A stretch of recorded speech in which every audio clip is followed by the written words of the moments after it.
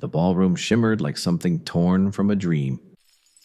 Crystal chandeliers rained down golden light onto polished floors that gleamed like mirrors. The ballroom shimmered like something torn from a dream. Crystal chandeliers rained down golden light onto polished floors that gleamed like mirrors.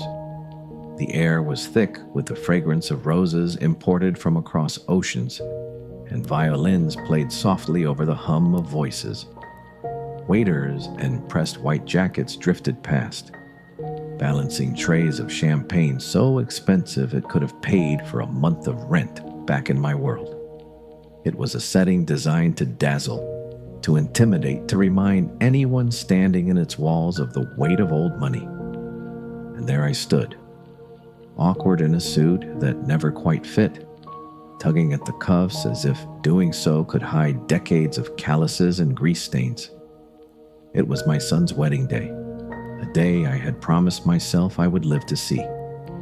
20 years ago, when his mother had walked out, leaving behind nothing but unpaid bills and silence, I became both father and mother. I patched pipes by day, carried heavy grocery bags up too many staircases at night, and still found a way to sit in hard plastic chairs at every school play. There were winters where the apartment rattled from the cold because the heating bill went unpaid. But Jason never went to bed hungry. I made sure of that. And so I thought the sacrifices had led here, to this hall, this ceremony, this culmination of everything I had worked for. I should have been proud, until I saw it. At the family table, beneath the golden lettering that announced father of the groom, was my name. But next to it, scribbled in mocking cursive with a gleaming gold pen, were the words, "Low-educated fake dad." For a moment I blinked, confused. Surely this was some terrible mistake, an accident. But then came the sound, a sharp laugh, brittle cutting through the air like glass. The bride's father, a retired university dean, tilted his head back with a smirk of disdain. Her mother covered her mouth, though her shoulders shook with muffled amusement. Cousins whispered to one another, not even bothering to hide their stares before their laughter grew louder. The words on the card burned in my mind. Fake dad. It was not just an insult, it was an erasure. All those nights I spent fixing leaks with trembling hands, all the meals skipped so Jason could eat better, all the hours sitting in silence just so he would never feel alone, dismissed in 3 words scrawled by someone who had never known hunger, who had never known sacrifice. Heat climbed up my neck. My palms sweated. I tried to turn the card over to pretend I hadn't seen it, but whispers carried across the table. "Well, what did you expect?" A voice hissed from the bride's side. "He fixes pipes, probably didn't even finish high school." My chest tightened. In that moment, the ballroom that had seemed so grand now felt suffocating. I could see every polished shoe, every diamond earring, every subtle glance that screamed, "You don't belong here." I stood, my chair scraped against the marble floor, the sound startling in the lull of conversation. My instinct was to leave quietly, to remove myself from their world before they could strip away any more of my dignity. For 2 decades I had been laughed at by landlords, dismissed by wealthy customers, judged by those who thought calloused hands were proof of failure. I thought I had grown used to it, but this was different. This was Jason's wedding. As I turned, a hand caught mine. Firm, steady, grounding. Jason. His eyes locked onto mine, serious, burning, filled with something I could not name. He didn't smile, didn't glance toward the crowd. He just whispered, "Dad, let's go home." I froze. "Jason, your wedding," I said, "let's go home." The music stopped. The DJ's hand hovered midair. Conversations froze and every head in the hall turned toward us. Jason looked once at his bride, once at her family, and then back at me. His voice rang out clear, steady, carrying through the silence like a verdict. You all just made the biggest mistake of your lives. He didn't shout. He didn't explain. He didn't need to. He took my hand, and together we walked out of the glittering hall into the cold night, leaving behind chandeliers, champagne, and mocking laughter. And yet, as the heavy doors closed, I felt it. Something had shifted. I didn't know it then, but the next day would unravel everything they thought they owned. The city outside was still alive with neon glow and the hum of late-night traffic. But inside the car, silence stretched like a taut wire. Jason drove without looking at me, his jaw tight, his hands gripping the wheel as if every mile carried the weight of years unspoken. I wanted to say something, anything, to tell him he didn't have to leave his own wedding because of me. Yet the words stuck in my throat. The insult still burned, and my son's face, so calm, so deliberate, made me realize this wasn't an impulse. He had chosen to walk away. We reached the apartment, the same small space where I had raised him. Nothing had changed. The creaking door, the worn sofa, the faint smell of old wood and detergent. Jason set down his coat, but his movements were too precise, as if holding back a storm. I unlocked the door with muscle memory, and that's when his voice finally broke the silence. "You know, Dad," he said, his back turned. "I saw it." I froze. The nameplate?" He nodded. "I saw it before you did. I was standing off to the side, watching. I wanted to see if they would actually do it. Humiliate you, the man who raised me, on the most important day of my life. And they did." He reached into his pocket, pulled out his phone, and handed it to me. My hands shook as I pressed play. The video was grainy, but clear enough. The bride's father laughing as he slid the golden pen across the table. Her mother's voice sharp and cruel, joking about trailer trash walking among us. And then, my breath caught. The bride herself, Emily, my son's wife of less than an hour. She nodded, lips curled into a smirk, and whispered, "My real father is the man I'm marrying. That plumber guy, he's just a formality." The words cut deeper than the pen ever could. I felt my knees weaken. "Jason, I'm sorry." But Jason was steady, almost too calm, his eyes like ice. "Don't be sorry, Dad. You did nothing wrong. They showed who they really are." I searched his face for anger, heartbreak, anything. But what I saw instead was resolve, a cold fire. "Jason, why didn't you stop it earlier? Why didn't you say something before it went this far?" He looked at me, and for the first time in years, I saw a shadow of the boy he used to be. The one who sat quietly when other kids teased him for wearing secondhand clothes. The one who clenched his fist but never fought back. Only now, the boy had become a man with far greater weapons. "Because I needed to know," he said slowly. "I needed proof, and now I have it." He set the phone aside and walked to his desk. On it sat a laptop, plain, unassuming. He opened it, the glow of the screen illuminating his face, sharpening the determination in his eyes. "There's something I never told you, Dad." His voice dropped lower, deliberate. "I never signed the prenup." The words hit me like a hammer. "You didn't?" He shook his head. "They begged me to. Her father even offered to invest in my startup if I signed. But I refused, because by then, I didn't need him. I had already built something."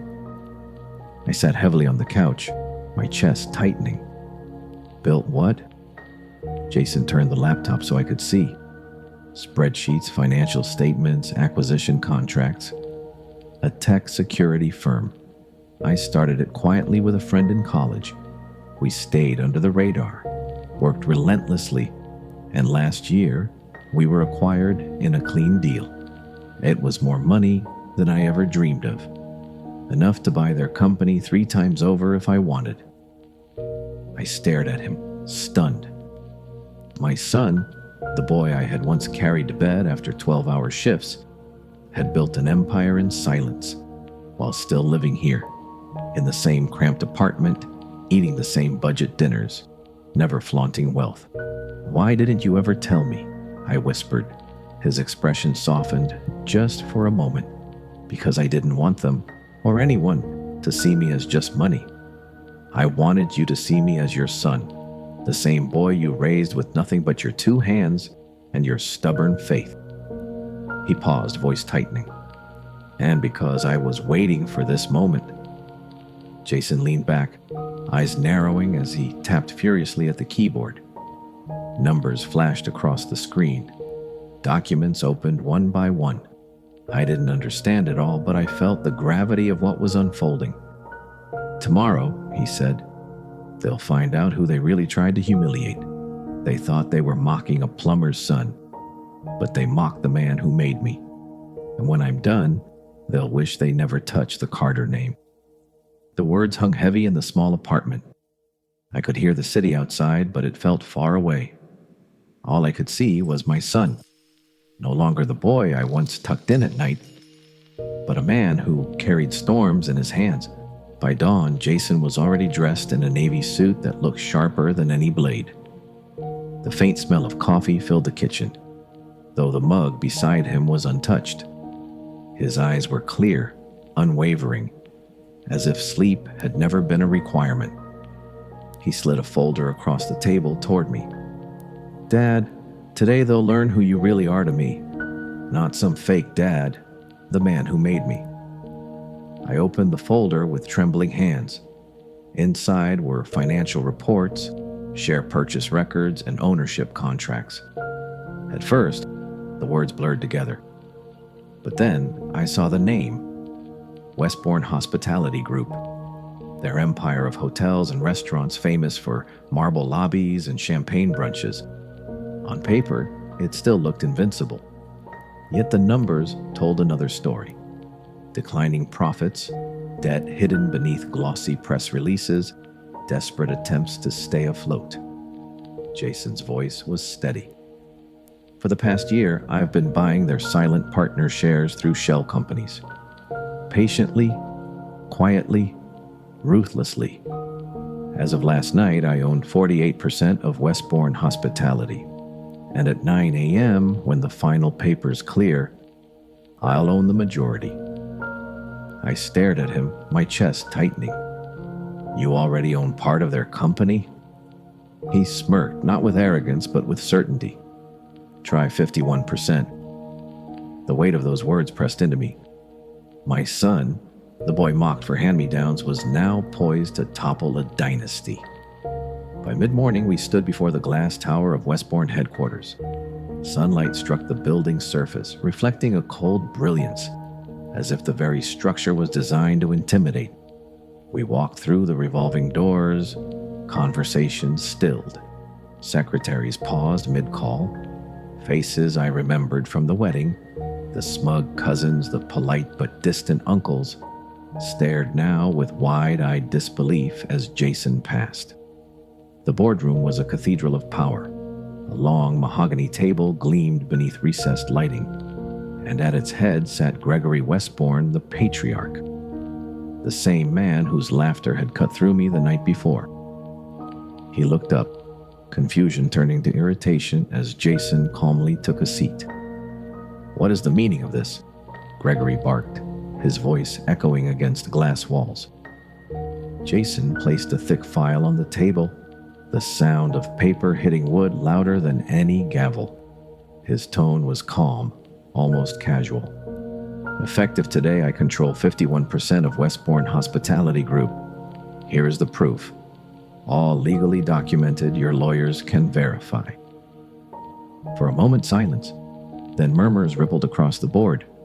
Gregory's face drained of color as he flipped through the pages with trembling hands. His lips parted, but no words came. The room smelled faintly of leather and fear. "You parasite," he finally spat. Jason didn't flinch. His voice was steady, each word sharp as steel.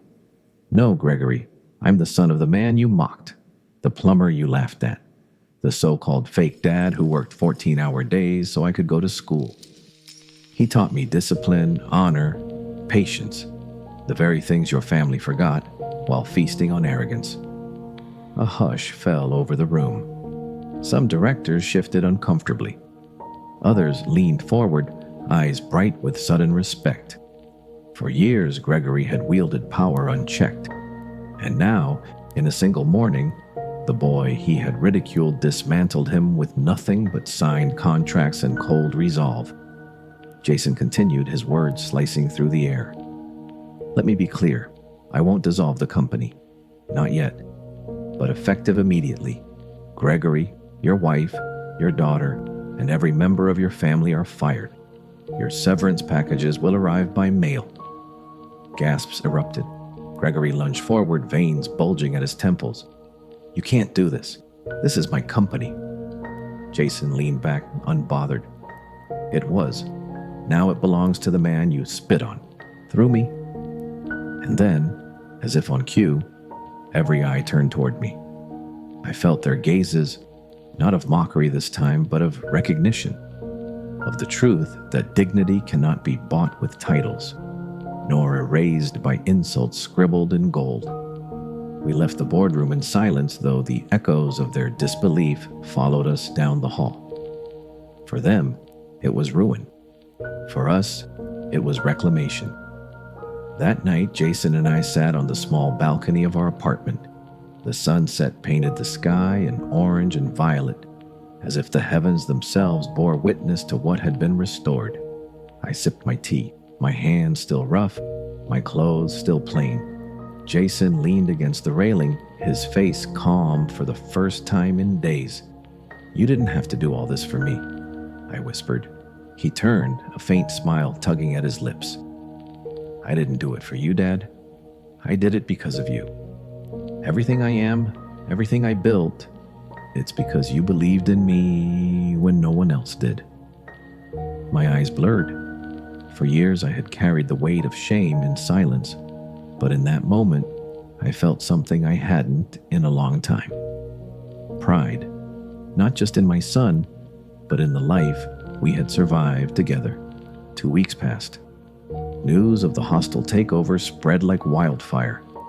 Headlines screamed in bold letters, "Plumber's son topples hospitality empire," and "From mockery to majority. Groom shocks elite in-laws." Jason's face appeared on financial magazines, his name spoken in boardrooms and whispered in business schools. Invitations flooded in. Investment forums, leadership panels, interviews with journalists eager to capture the unlikely tale. As for Emily, the bride who once smirked at my existence, she disappeared. Her carefully curated life, filtered vacation photos, champagne brunches, diamond-studded selfies, fell silent. Rumors swirled that her family faced lawsuits for misappropriating funds, that creditors circled like vultures. The dynasty they had guarded for decades was unraveling strand by strand. And then on a rainy evening, a knock echoed at Jason's door. The storm outside raged, lightning cracking across the sky. When he opened it, there she stood. Emily. Her once perfect hair clung to her face, her designer dress soaked through, mascara running like ink. In her hands, she clutched a drenched handbag as though it were her last anchor. "Jason," her voice broke, raw and trembling. "I made a mistake. My parents, they pressured me.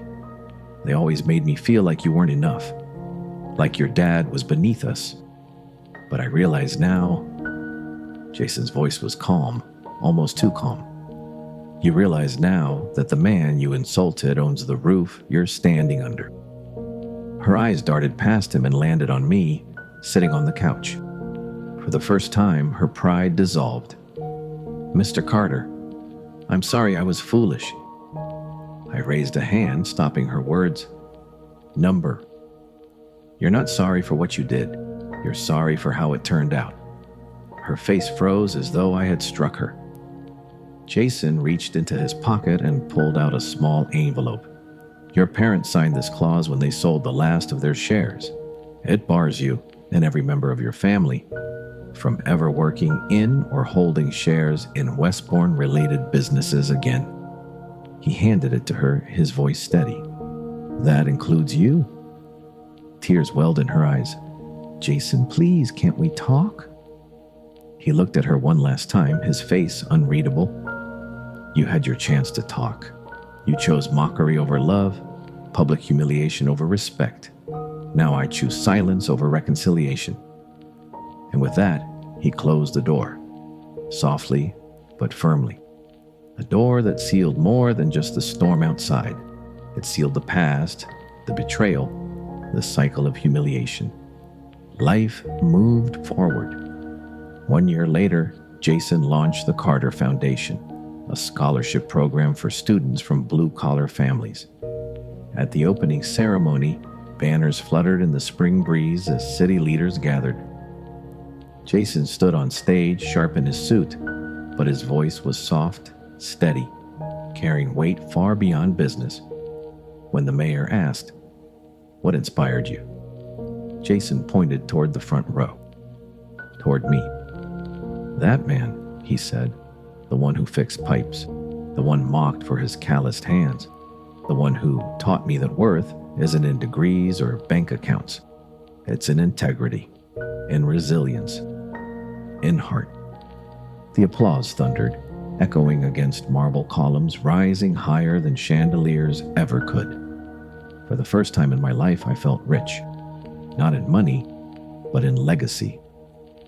And as I looked at Jason standing tall with the world at his feet, I realized that revenge had never truly been the point. It was dignity restored, a father's sacrifices transformed into a son's triumph.